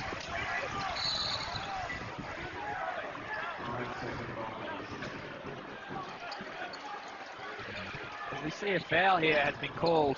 No, it hasn't, sorry, just out of bounds call.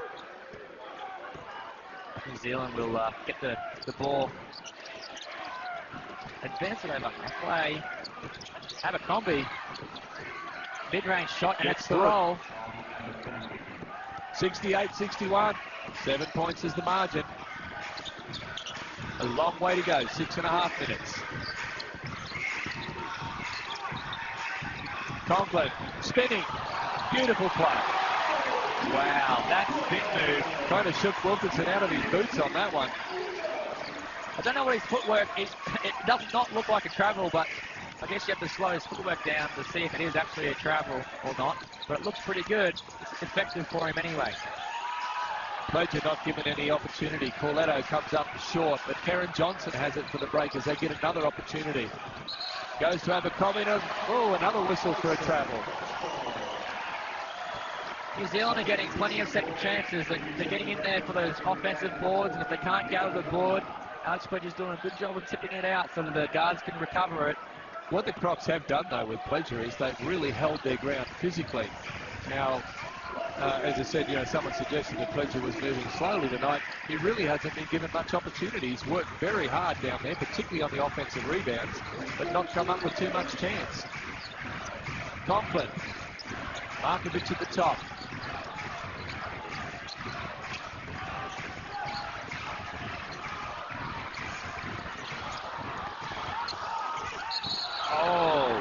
Oh, and Mukona. He has been called for the elbow foul, and he's not happy about it. Conklin. The elbow was at Conklin. And we'll just see how this pans out. And the foul has been called on Mika Mukona, so that will be his 5th foul and he will be fouled out of the game. Well, we've have a look at it. Yep, let's take a look first.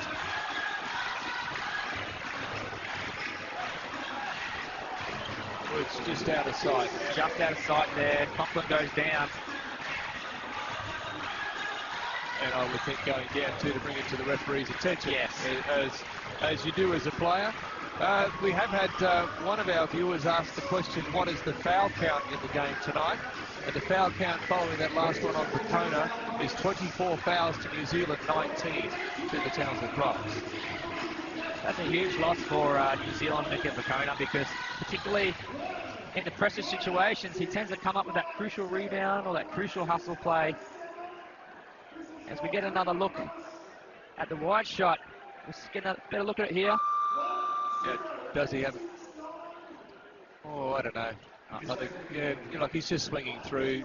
Yeah, if you're going to swing the ball through, you're hanging on to it. I think that's an unlucky call for Bacona.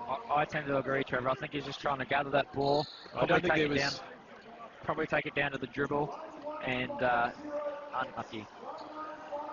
But hey, look, it's if you're looking to clear the ball from pressure, you will be swinging your arms around. I think he's been unlucky on that call. At the end of the day, though, it's been called, and it's 5 team fouls to the New Zealand, only 1 to the Crocodiles. And we do. Nick Bacona does lead the league in total personal fouls, but I will put that down to his hustle play and the effort sort of player that he is, and he is definitely a great asset for New Zealand.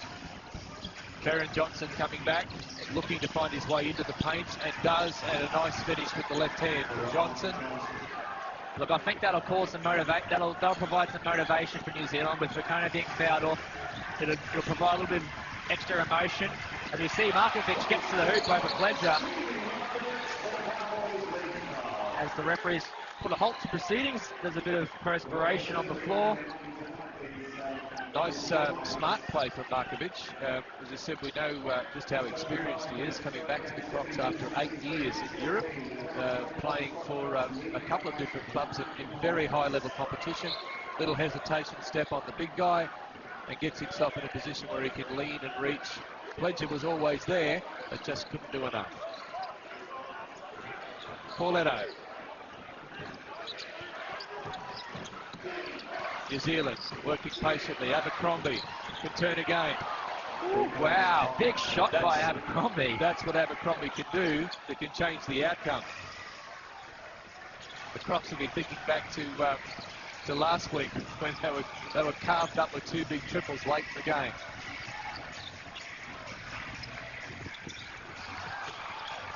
We've had a couple of viewers agree with our call. Bacona was unlucky. It's good to have feedback as we see a hands-on call as Daryl Coletto goes to the hoop. But look for Thomas Abercrombie to come to life in the final stages of this game. Well, it was actually good for the Crocs that this whistle came, because the pass kicked out to Abercrombie. He was wide open and he buried it. Yeah.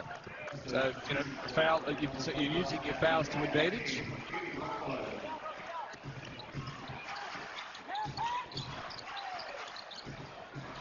And Gary Wilkinson. That's a great.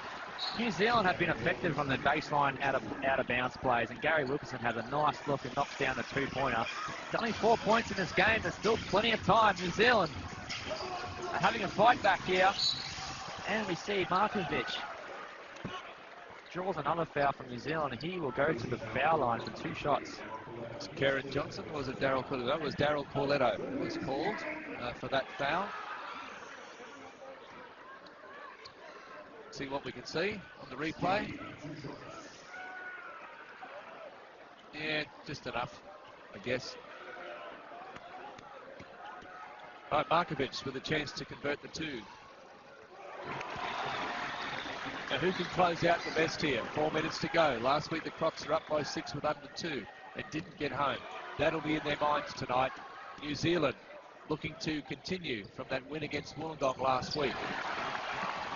We'll be looking for somebody to step up here and make a difference. Will it be Abercrombie? Will it be this man with the ball, Pauletto?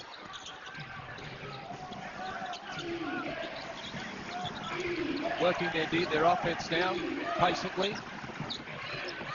Karen Johnson has an on-ball from Wilkinson. He shifts to the opposite side. Got a big hole in front of him. He tries to lob it to Pledger. It ends up, well, in the end, it went through several hands. Some of the Crocodiles. In the end, it was Abercrombie who got the easy two. All goaltend on that play. And Alex Pledger was still down the other end after contesting for the offensive rebound, and Brian Conklin just took off and put a beeline straight for the hoop. See Conklin come straight down the middle here, and they just find him on the open pass. And I expect New Zealand will probably bring CJ back from the match soon.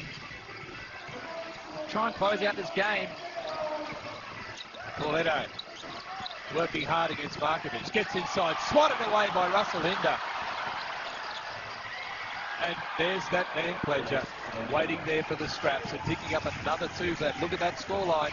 It's back to 2 points. As we said, New Zealand were never going away. Markovic. Oh, what a big basket from Markovic. Big time, and Markovic has been relatively quiet for most of the game, but he did it last game against Sydney. He just saw that he had Pledger on him, and Pledger was standing back off him. Oh, not Pledger, sorry, Wilkinson. Stands off him a little bit and just decided to say, why not? I'll try this three-pointer.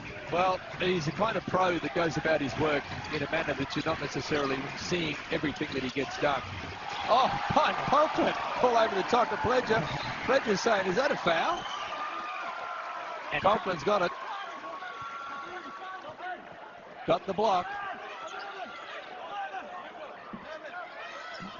Let's just see if New Zealand, they've been affected from the baseline. Out of bounds plays, they've scored easily a few times out of it. Let's see if they can do it again here. But credit to Pledger, he's getting fantastic position under the hoop. You hear somebody down in the crowd calling it like it's an NFL game. That's right. Number six, Hunt. No, not that game tonight. You're at the wrong game. A lot of time taken here to get things underway.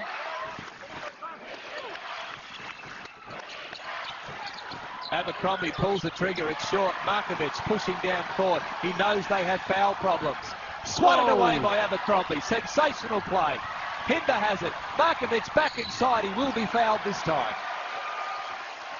Abercrombie goes upstairs for the block. Crocodiles retrieve it, and Markovic goes straight back at the hoop. Darryl Coletto has to foul him. That's his fourth foul for Darryl Coletto. As we see, CJ Bruton comes on as a substitution for Darryl Coletto.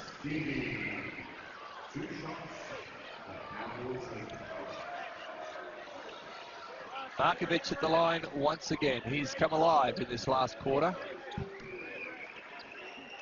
7 points the margin. Shots to come here.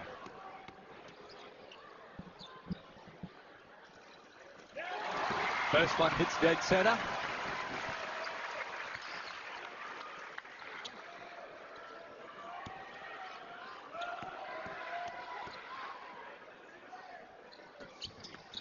As does the second. 2.5 minutes to go. And a 9-point game. New Zealand are going to need something special. Wilkinson. Karen Johnson goes baseline. Gets to Abercrombie in the corner, but paces up very close. Abercrombie tries to find some space, backs it up. And just the Townsville Crocodiles have grabbed the rebound through the hands of Hinder. Markovic down court quickly, but also realising there was nothing on. Mitch Norton now running down time off the clock. Gets the on ball from Brian Conklin, who ended up inside all on his own. And Conklin picks up the two. Just a bit of miscommunication in the defence there from New Zealand. Conklin went slashing to the hoop. New Zealand's got to... Wilkinson almost with a tough shot. They've got to get it through a few hands, get through their offense, but they don't have the time to do that. That's why we're seeing the quick shots. Oh, I thought Pledger did well to block that. Very quick transition from the Crocodiles. And once again, as I said, the speed of Conklin down court has made the bigs on New Zealand chase him all night long. Every time it looks like Townsville or a teammate has possession of the ball, he is out of the blocks and sprinting down the other end of the court. And that's been quite effective because it takes a little bit longer for Pledger to get down there. Okay, well, sum it up, 1:39 to go, 83-72. As I said a moment ago, it is going to take something special from New Zealand. They're going to need a couple of big bombs from an Abercrombie or CJ, I think, to really try and reel in those numbers. If you're just going to play 2-point baskets, it's going to be tough to pull it back in that way. The Crocs are going to come back at you and be aggressive and make you play defense, Kel, I think, and they'll try to get to the line using the foul situation. Absolutely. It's definitely a possession game late in this fourth quarter. There's not much time on the clock left. New Zealand have to get stops and quick baskets to try and claw this game back, whereas Townsville will be comfortable to try and run through their sets, use up a little bit of the clock, and try and get work for a high percentage shot. New Zealand may even look at going to a relatively smaller lineup to try and hustle up the floor and create some opportunities for a steal or a deflection or force Townsville on some sort of turnover. We're looking at their lineup coming back in. They've got CJ, they've got Karen Johnson, they've got Tom Abercrombie, who will certainly be active around the floor, and the two bigs in Wilkinson and Pledger. So it's still a balanced lineup with bigs and smalls. So that's not a choice from Dean Bickerman. As Brian Conklin adds another one to his tally tonight.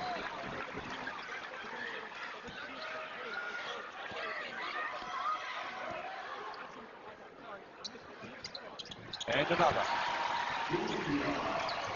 85-72, a minute 39 to go. Johnson.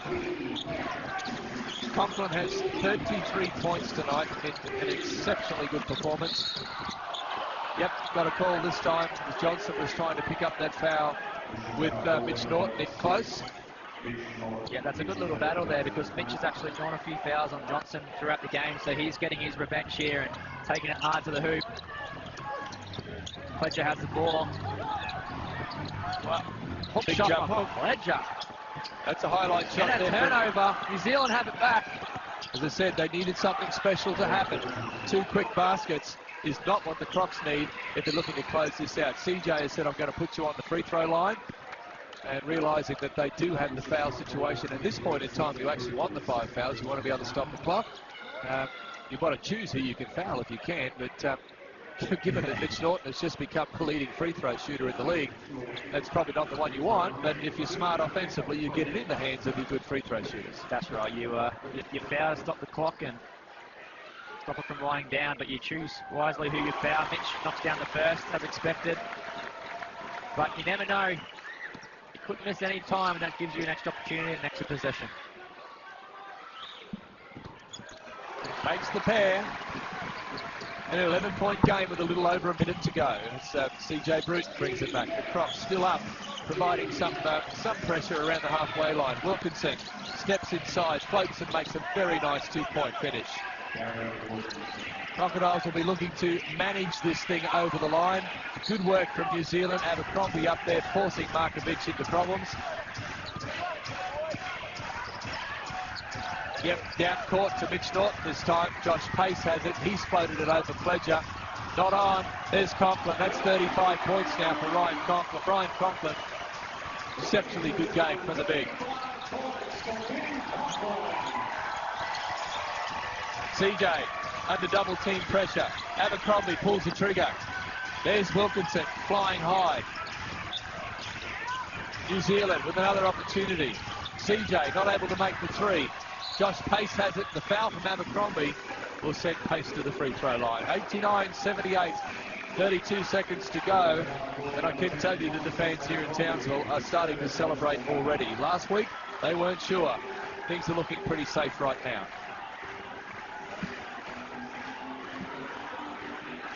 Josh Pace has had a fine game again tonight. 19 points beside his name. And quite a few rebounds at many times, on many occasions.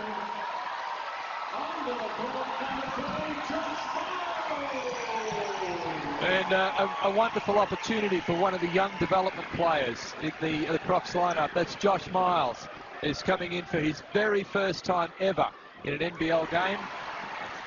And I hate to say this, I used to play with his dad many years ago. His dad was a good player as well. So Josh getting an opportunity tonight to enjoy the moment as the Crocodiles get ready to close out this game against New Zealand.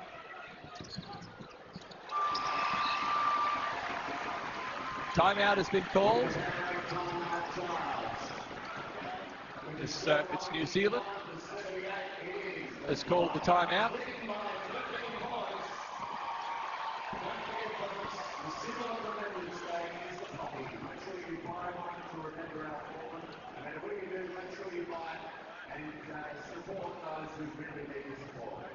All right, both teams at the sideline. It's the coach for New Zealand will be looking to try and find a way to perform a miracle right now. And I think with for Coach Sean Dennis with the Crocs, regardless of whether this game looks secure or not, he is going to want to be sure that his team closes out efficiently. You did see a couple of quick baskets from New Zealand that resulted in turnovers, and he will be looking ahead to the rest of the season as to the importance of finishing off those games, finishing off a game. 50 fouls in total have been called in the game tonight, so the referees have been busy as well. It has been a physical contest. New Zealand will inbounds the pass.